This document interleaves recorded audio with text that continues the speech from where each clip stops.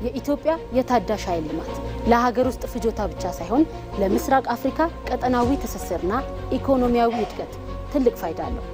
ኢትዮጵያ በተለይ በውሃ፣ በንፋስ፣ በፀሐይና በጂኦተርማል ወይም የምድር ውስጥ እንፋሎት ያላት እምቅ አቅምን በመጠቀም የቀጠናው የኃይል ማማ እየሆነች ትገኛለች።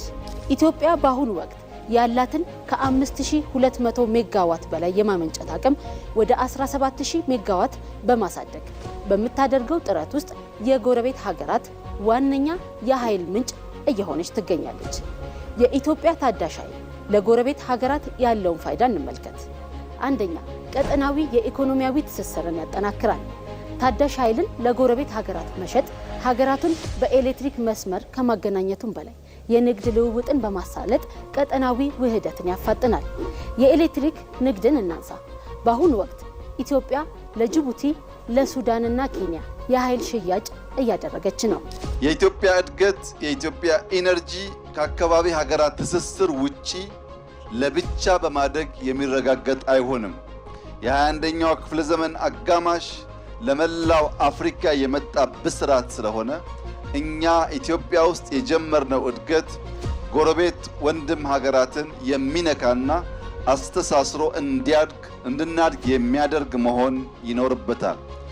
የኤሌክትሪክ ኮኔክሽን በእኛና በጅቡቲ መካከል፣ የንጹህ ውሃ ኮኔክሽን በእኛና በጅቡቲ መካከል፣ በክፍያ የሚደረግ የቶል ሮድ መንገድ በእኛና በጅቡቲ መካከል በከፍተኛ ደረጃ እየተስፋፋ ይገኛል። ከሱዳን፣ ከኬንያ፣ ከታንዛኒያ ጋር እነዚህን ነገሮች የምንጋራ ሲሆን በቅርቡ ከዓለም ባንክ እና ከመልቲላተራል ተቋማት ጋር በጀመርነው ንግግር ከሶማሊያ እና ሳውት ሱዳን ጋር በመንገድና በመብራት ለመተሳሰር ጥረት ተጀምሯል። ሌላው የመሰረተ ልማት ግንባታ ነው።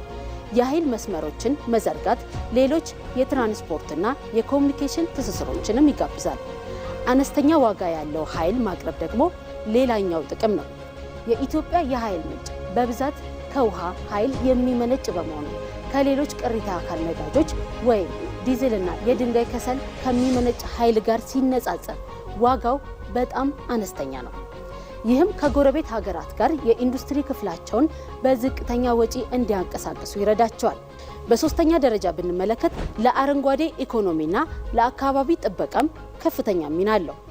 ዓለም ወደ አረንጓዴ ኢነርጂ እየተለወጠ ባለበት በዚህ ወቅት የኢትዮጵያ ንጹህ ኃይል ለቀጠናው ትልቅ ስጦታ ነው።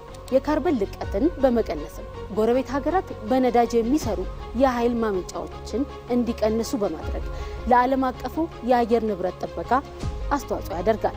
ታዳሽ ኃይል የማይጠፋና በአግባቡ ከተያዘም ለረጅም ዘመናት የሚያገለግል በመሆኑ አስተማማኝና ዘላቂ የኃይል አቅርቦት እንዲኖርም ያግዛል። ለኃይል እጥረት መፍትሄ በመሆንም ብዙዎች የምስራቅ አፍሪካ ሀገራት የኃይል እጥረት ስላለባቸው የኢትዮጵያ ታዳሽ ኃይል ለቤተሰቦች መብራት ለማድረስና ለትናንሽ ንግዶች እድገትም ወሳኝ ግብዓት በመሆን አገልግሎት እየሰጠ በመሆኑ ኢትዮጵያ በአረንጓዴ ልማት ላይ እየሰራችው ያለው ስራ ቀጠናዊ ትስስርን ከማጠናከር ባለፈ በዓለም ላይ ፈተና የሆነውን የአየር ንብረት ለውጥ ለማስተካከል በሚደረገው ጥረት የአህጉሪቱ ተምሳሌት መሆን የሚችል ስራን እየሰራች ነው።